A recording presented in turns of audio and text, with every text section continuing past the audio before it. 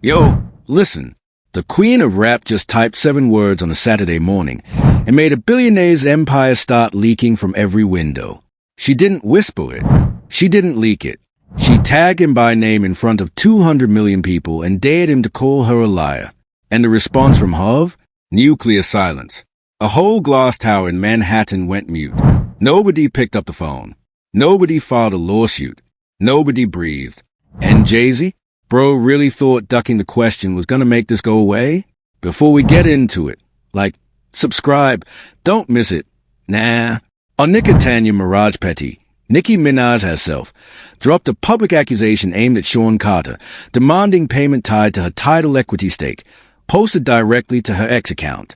The tweet went live July 8, 2025, with a hashtag #JZ trending worldwide within an hour. Hov really thought ignoring a billionaire rapper with 200 million followers was gonna make this disappear? Now let's look at the receipts that show why this backfired in the worst way possible. Alright, let's open the quote bank. Pour something dark, because this is where the paper trail starts talking. In her July 8, 2025 post on X, Nicki typed it clean. We have calculated about 100 to 200 million so far. #JZ called me to settle this karmic debt. It is only collecting more interest. That's a tweet that lit the fuse heard around hip-hop. When I read this, I had to do a double take. Karmic debt? Bro, that ain't business language. That's a language you use when the law can't fix what was done to you.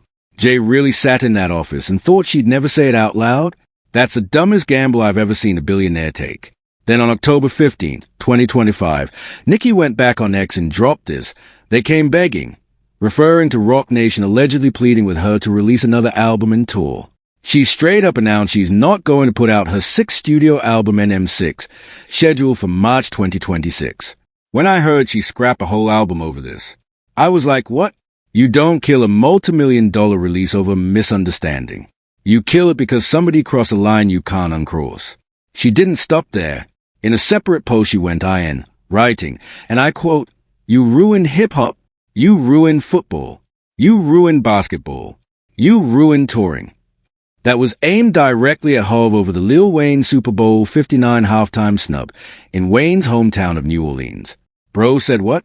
When I saw that line, I had to rewind it 3 times. That's not shade. That's a eulogy for somebody's reputation. Jay really thought passing over Weezy in his own city wasn't gonna come back on him? Then came the receipt that flipped everything. On October 23rd, 2025, Nicki posted, all alleged, of course, as it relates to me, but lots of info, alongside a newly surfaced deposition from July 2025 showing Roc Nation CEO Desiree Perez fielding questions under oath about artist management and finances. A deposition. Under oath. The CEO of Hov's empire put on the record about how this machine actually moves money. When I read that, my jaw was on the floor. That's not gossip. That's discovery. And then the punchline posted to her account. Jay-Z got mad because she would not give him a beat, referencing the song she did with The Weeknd on Queen, with legal paperwork already on file. Nah, you can't be the most powerful man in hip-hop and get tied over a beat. That's where Hov lost the plot. Now that we got the quotes, let's connect the dots. You all didn't notice this, though. That tweet dropped exactly 48 hours after fans started circulating old screenshots of the original Tidal launch press conference. The timing wasn't random. She waited until the receipts were already circulating, then walked in and put her name on the loudest one. That strategy. Hov really thought she'd swing without warming up the crowd? Remember that deposition? It went up the same month rumors were flying about Roc Nation losing leverage with multiple touring artists. The interview with The Weeknd? That happened years before Nicki publicly walked away from her album. So when the album cancellation came in October 2025, this wasn't a hot take. This was a slow-burning fuse that had been sitting in the back room of her studio for over a decade. Bro picked the worst possible time to make enemies with a woman who keeps timestamps on everything. Now check the business relationships. Nicki is not signed to Roc Nation. She's not under their management. She's not under their touring umbrella. That means a usual playbook. Drop them, freeze them out, blacklist them at industry parties. Doesn't work on her. She has a Barbz, she has a Forbes valuation, and she has receipts that go back to 2010. So when Roc Nation allegedly served that cease and desist on December 25th, 2025, Christmas morning, they weren't muzzling an employee. They were trying to muzzle a competitor with her own empire. And ain't no signature in the world that makes a billionaire artist shut up. Here's the past beef context nobody's framing right. Back in March 2021, Jay-Z sold majority stake in Tidal to Jack Dorsey's Square, now Block, for what was publicly announced as a $297 million deal. After SEC paperwork dust settled, Block actually paid $237.3 million for an 87.5% stake. So when Nicki claimed her share was $7 to $9 million, but she only got offered one, she's not pulling math out of the sky. She's reading from a public filing. So Hov did this 14 years after the Tidal launch and thought nobody would do the arithmetic? That's a move of someone who genuinely doesn't have smart advisors. But here's where it gets even more interesting. Now check this out.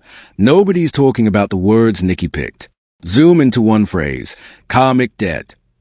Nicki's a multi-platinum lyricist. She knows weight of language. She didn't say owed money. She didn't say unpaid royalties. She picked karmic. That's biblical framing. That's what goes around comes around framing. That's the kind of word you use when you believe somebody did something the courts cannot punish them for. Hov really thought that word was a coincidence. Nah, every syllable in that tweet was loaded with a second meaning, and he missed it because he was too busy trying to figure out which lawyer to call. Now zoom into one more piece of her cold-pinned tweet, the parenthetical, as it relates to me. Look at how surgical that is. She's not saying everything is alleged. She's saying everything is alleged as it relates to her. Translation? Other people's claims aren't a problem to caveat. She's leaving the door wide open for whatever someone else wants to bring to the table. If Hov had half a brain, he would have noticed that ONE phrase before deciding silence was a move. That's a legal landmine planted in a tweet. And here's the wordplay forensic everybody slept on. It is only collecting more interest. On the surface, it's a money line. Look closer. Interest also means public attention. Read it twice and you'll see she's threatening both a financial bill and a media bill. Every day Hov stays quiet. That interest compound twice.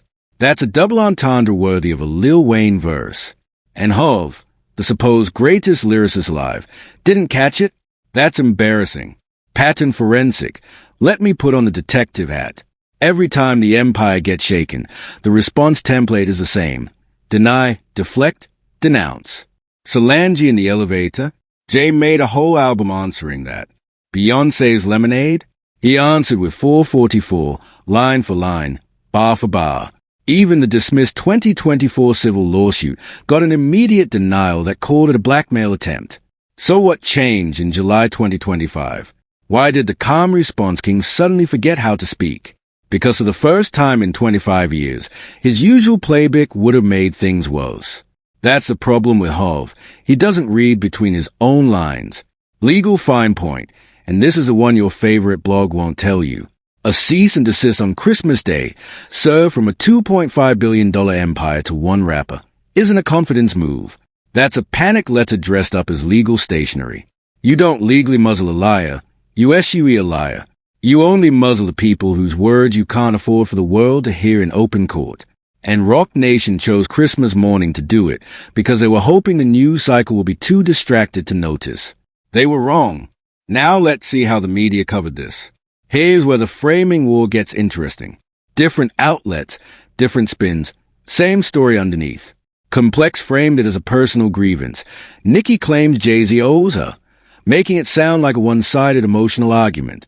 That phrasing protects the empire by making her sound like a complainer rather than a credible accuser. But remember those receipts from earlier? That ain't a complaint. That's an audit. Then Vibe framed it differently. They led with a dollar amount up top, treating the equity claim as a headline event.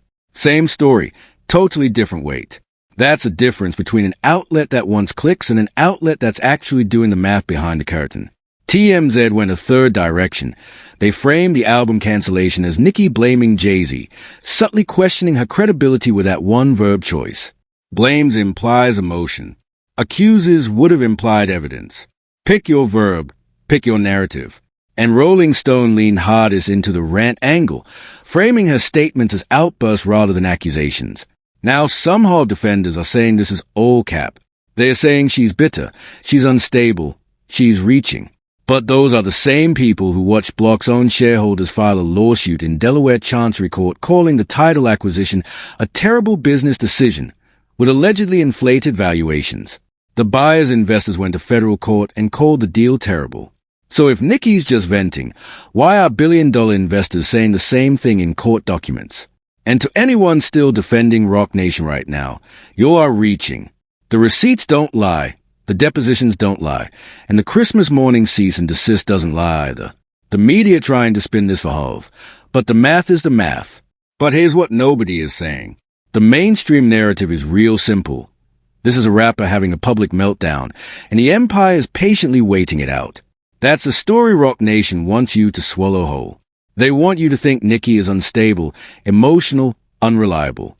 They want every headline to use the word rant instead of receipts. Here's what they won't tell you. This isn't about $200 million. This isn't even about Tidal. This is about industry politics at a level most fans have never been allowed to see. And Nicki is the first artist in 20 years with enough independence, enough fan power, and enough money to actually break the wall. Think about the pattern. Dame Dash got buried in lawsuits and bankruptcies the second he started talking.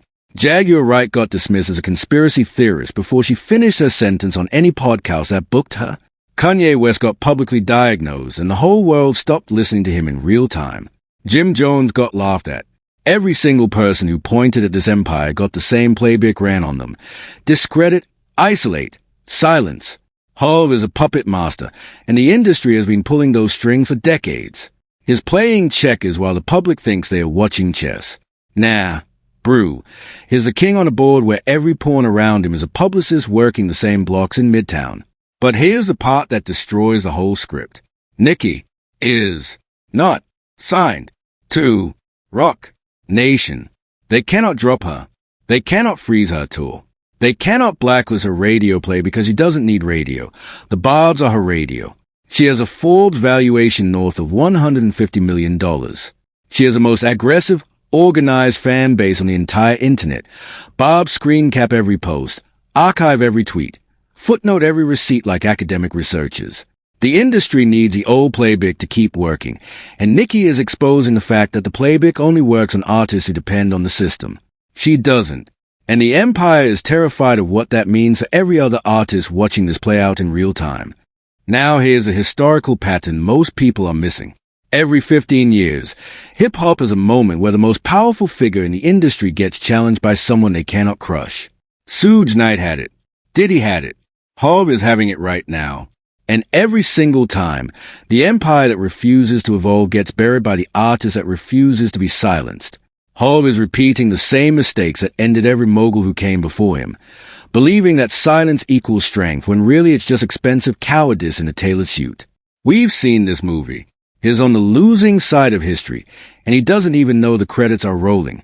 And the cultural impact angle? This moment is marking the end of the Roc Nation era. The whole brand was built on the idea that Hov was untouchable, unthwartable, the calm voice that always had the last word. That brand died the second Nicki tweeted 7 words and didn't get a response. Hov represents the OLD God, the centralized empire model, and the culture is done with it. The new generation watches independent artists and asks why they ever needed a label. Every silent day from Roc Nation right now is a recruitment ad for artist independence. He's watching the culture move past him in slow motion, and there's nothing he can do about it. The psychological warfare is the most savage part. Nicki isn't trying to win in court. She doesn't need to. She's winning in the algorithm, in the timeline, in the search bar, in the comment section. Every silence is a confession written in invisible ink that the public is learning to read. Every cease and desist is a billboard. Every dismissed lawsuit gets typed back into a search bar by someone new. Hov supporters are still treating this like a 1-0 scandal. Nah, this is a slow burn. Nicki is playing a 10-year game while Roc Nation is still trying to put out the fires from week 1. And that's the truth they won't tell you. This isn't Nicki versus Hov. This is the next era of hip-hop versus the gatekeepers of the last one. And the gatekeepers already lost. They just haven't told their lawyers yet. So what happens next? Here's what's most likely to happen. Hov is gonna stay silent. That's his pattern. That's his comfort zone, and his lawyers are gonna keep telling him silence is the safest play. But every quiet week is gonna make the speculation louder. Wait till the next podcast cycle picks this up. Wait till the next viral TikTok stitches the timeline together with a beat behind it. When Roc Nation refuses to issue a real on-camera denial, the public's gonna read silence as guilt, and Hov is gonna look desperate pretending he can't hear 200 million Barbz screaming his name. The silence is gonna hurt him more than any diss track ever could. Mark my words. By the time he finally speaks, nobody's gonna believe him anyway. Now, if Hov does break and respond, it's even worse. If he files a defamation suit, that means discovery. Discovery means Roc Nation's books get cracked open in front of a judge. That means every artist who ever signed a deal with him gets called to testify. He's not ready for what happens if he takes this to court. Nicki has been warming up for this courtroom moment her whole career. Depositions, contracts, and timestamps are her sport now. We saw what she did to her own label battles before. Hov doesn't stand a chance if he steps into that arena. So whether he speaks or stays silent, he loses. Watch what happens. There's no exit door in this hallway. Now, if Roc Nation tries to escalate the cease and desist into actual litigation, here's the ugly truth. The Barbz are gonna treat that courthouse like Coachella. They are gonna fund her legal defense in 24 hours through merch drops. They are gonna show up to every hearing with timestamps printed on t-shirts. The optics of a billionaire empire suing a black female rapper for telling the truth about her own paycheck? That's a PR death sentence. He's gonna look like every villain in every documentary ever made about exploitative music labels. There's no winning version of that scene for him. Looking at the bigger picture, this is gonna be the moment that changes how artists negotiate with empires for the next 20 years. Wait till the next generation of stars sees what's happening. Every young artist watching this is gonna walk into their next contract negotiation asking questions that didn't exist before July 2025. They're gonna demand transparency clauses, audit rights, exit clauses with teeth. The whole machine is about to get rewired because one woman with 200 million followers refused to take 1 million when she was owed 9. 5 years from now, people will look back at this as a moment Hov's relevance officially died, not because he lost beef, but because he became the cautionary tale every future artist studies in business school. And the long-term legacy damage? It's already happening in real time. Hov spent 30 years building the Jigga is untouchable myth. Every silent day right now is dynamite at the foundation of that myth. By the end of 2026, the conversation around his legacy is gonna split. Half the culture will still call him the GOAT, but the other half will call him the man who chose silence when his name was on the line. And once that crack appears in a legacy, it never closes. The empire is watching its own statue erode in slow motion. Meanwhile, Nicki is gonna come out of this with a title she's been chasing for a decade. Not just Queen of Rap, but Queen of the Receipts. She's gonna be the artist every other artist calls when a label tries to pull a fast one. She's gonna headline a tour after this no matter what album she does or doesn't release. She's gonna sell out arenas on the strength of being the one who said the quiet part out loud and survived. The Barbz are gonna build statues. The culture is gonna take notes. Whatever happens, one thing's clear. Hov already lost. The silence is already a signature on confession nobody can take back. And the woman in the Manhattan apartment, the one with the karmic debt that's only collecting more interest, she's just getting warmed up. Thanks for watching. If you enjoyed uncovering the real story, smash that like button and hit subscribe so you never miss when we expose what everyone else is too scared to say.